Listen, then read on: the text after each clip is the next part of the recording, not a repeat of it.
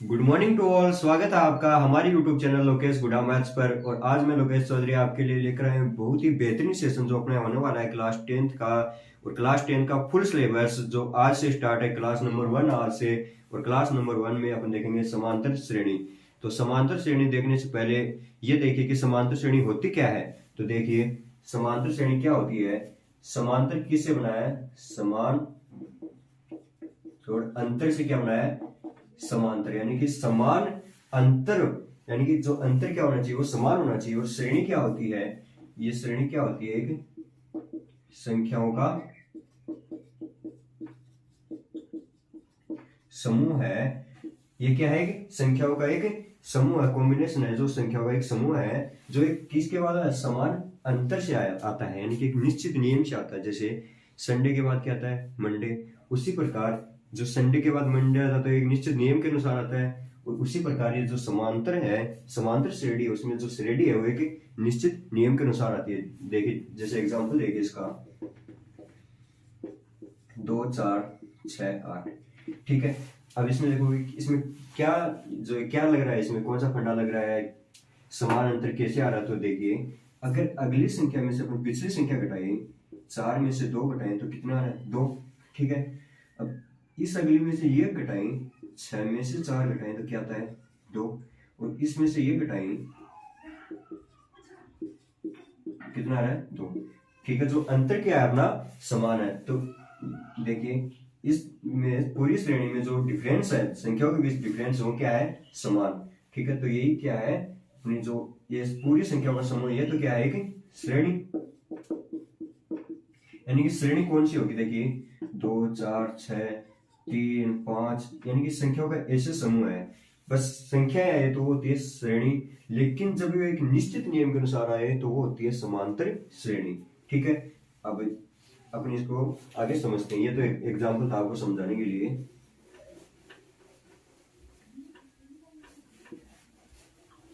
देखिए संख्याओं का एक समूह मान लीजिए ये है A1 A2 A3 A4। ठीक है। अब इसमें एक संख्याओं का समूह है तो जब इनमें अंतर समान होगा तो क्या होंगी? समांतर श्रेणी।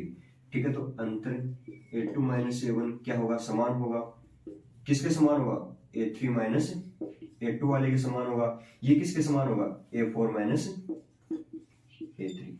ठीक है। इससे कोई क्वेश्चन नहीं पूछा जाएगा यहाँ से। अब क्वेश्चन यहाँ से स्टार्ट होगा। इसमें पूछेगा पहला पद, पहले पद को अपन रिप्रेजेंट करेंगे A से। ठीक है। तो वो क्या है इसमें? A1। ठीक है।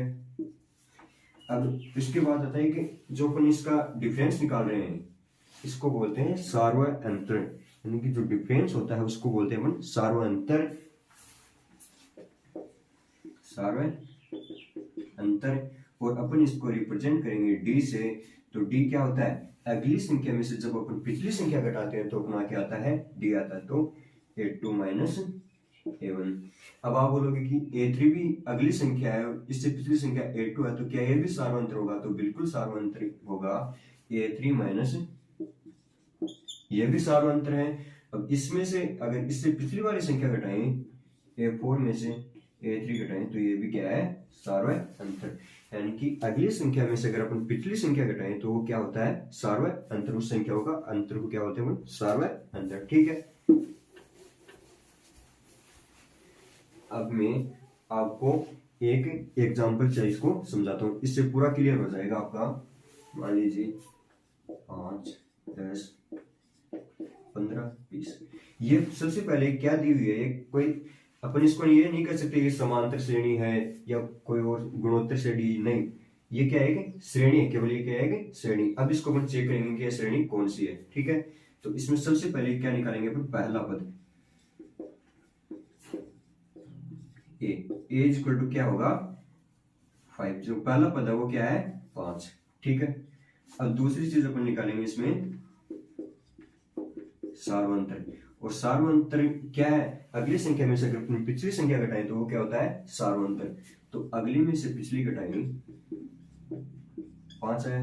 अब इस ये भी अगली संख्या, इसमें से पिछली संख्या घटाएंगे, ये भी क्या है? 5। ये अगली है, इसमें से पिछली घटाएंगे जब ये अंतर समान आ जाए यानी कि सार्वंतर अगर समान आ जाए तो होती है समांतर श्रेणी। ठीक है, तो ये अपनी जो श्रेणी क्या है वो एक समांतर श्रेणी है। अब इसमें क्वेश्चन कैसे पूछेगा, ये श्रेणी दे देगा आपको, इसमें ये पूछेगा कि पहला पद क्या है, इसका सार्वंतर ज्ञात कीजिए, या अब अपने स्टार्ट करने जा रहे हैं कि इसका nवां पद ज्ञात कीजिए, nवां पद ज्ञात कीजिए।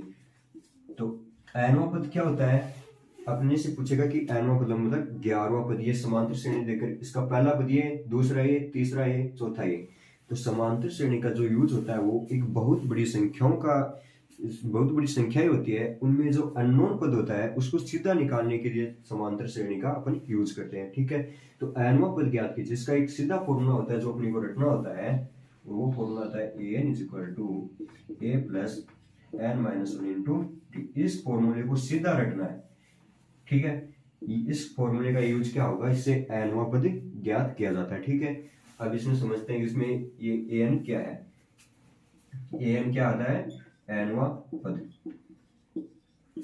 a क्या होता है, पहला पद, और n पूछा गया पद,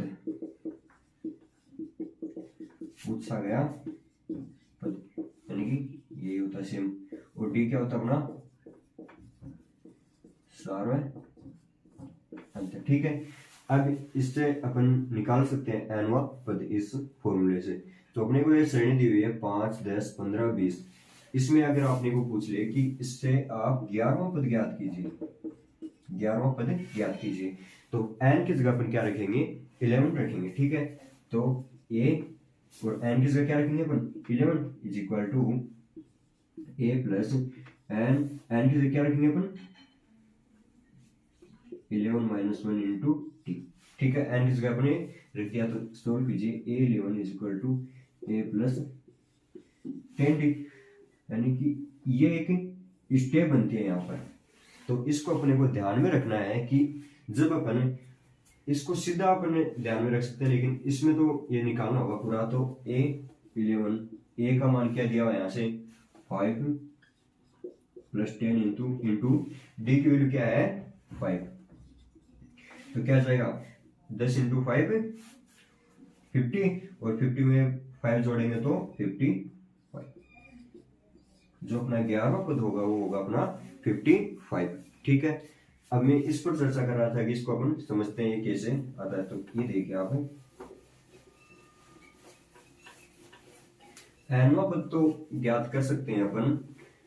अब एक बात ये ध्यान में रखना कि अगर आपने को सीधा पूछे कि, या सीधा दे दे कि 11वां पद दे दे, मान लीजिए x दे दिया, ठीक है, और 7वां पद दे दे, मान लीजिए y दे दे, तो इसको अपने को सीधा लिखना आना चाहिए। ठीक है, इसको ये नहीं करेंगे कि ए एन, इसमें फॉर्मूला लगाएंगे a plus n minus one into D, फिर a11 a plus 11 minus one 10 D, ये नहीं लगाएंगे इसमें। ये सीधा अपने को याद होना चाहिए, ये सब में सेम होगा, a11 है तो a प्लस 10 डी, यानी कि a सब में सेम आएगा, और ये इसमें से एक माइनस करेंगे और d से मल्टीप्लाई कर देंगे, यानी कि 11 में से एक गया तो 10 और 10 इंटू डी। ठीक है, अब इसने दे दिया a10 इज इक्वल टू, इसको लिखेंगे a प्लस 9d। अब ऐसे दे दे a50 is equal to a plus 49 into d. ठीक है, ये अपने को सीधा याद होना चाहिए, इससे अपना जो कैलकुलेशन बहुत ईजी हो जाएगी। इसमें ये नहीं रखना पड़ेगा कि जो n की जगह वो 50 रखो, इसकी जगह और ये निकालो, ये अपने को सीधा करना है। ठीक है, अब इसके बेस पर अपन जो एग्जाम्पल है वो देखते हैं। ये अपना रिवीजन है तो थोड़ा सा आपको फास्ट लगेगा, यानी कि मैं बेसिक से यानी कि हर चीज बताते हुए चल रहा हूँ, लेकिन उसको एग्जाम्पल ज्यादा नहीं दे रहा, एग्जाम्पल एक एक दे रहा हूँ, क्योंकि अपने को अब सिलेबस बहुत जल्दी करना है, उसके बाद उसका रिवीजन भी देखेंगे। तो देखिए, ये कोई समांतर श्रेणी दे दी अपने को 2, 4, 6, ठीक है। अब इसका पूछ लिया कि 20वां पद ज्ञात कीजिए, तो a 20। अब इसको अपन क्या लिखेंगे सीधा, a प्लस 19, ठीक है। a का वैल्यू यहां से क्या है, प्रथम पद क्या है a, और अगर आपने को ये क्वेश्चन में क्या देगा कि समांतर श्रेणी का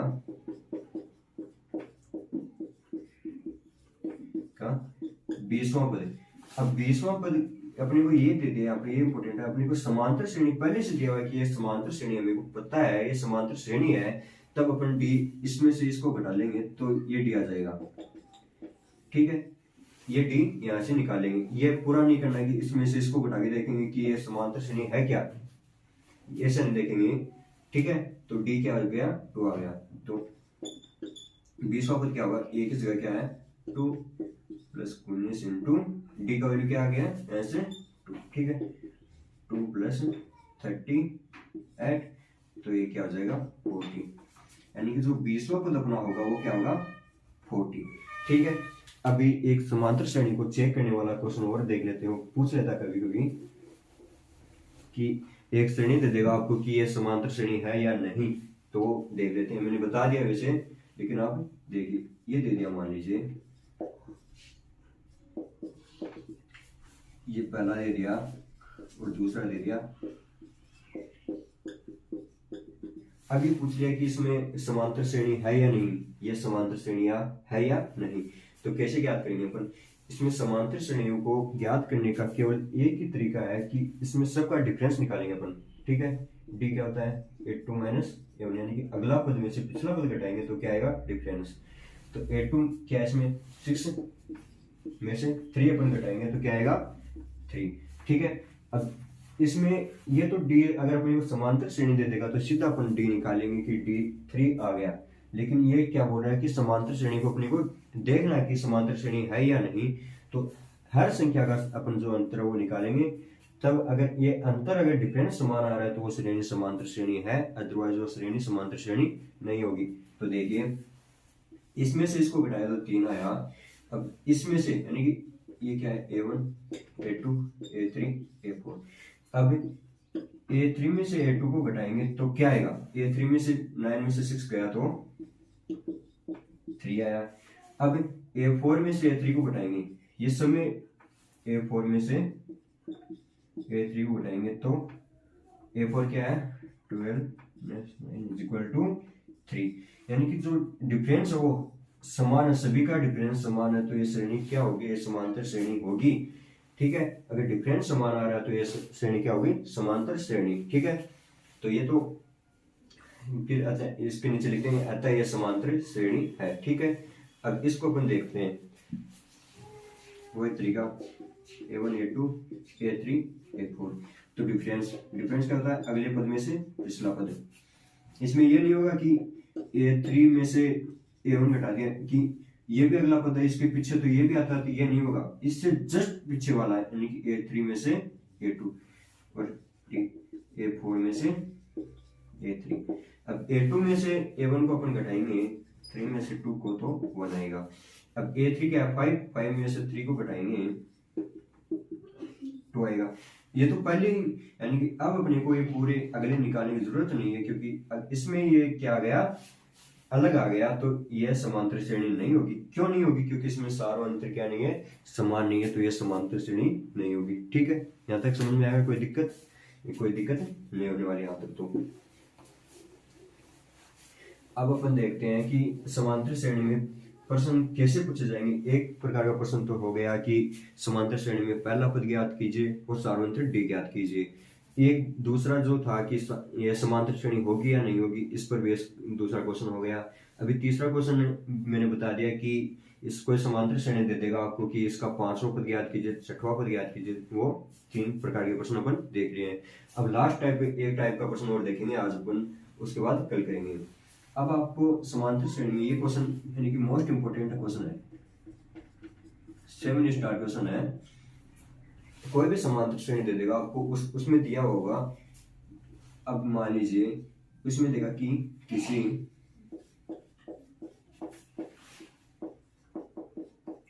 समांतर श्रेणी का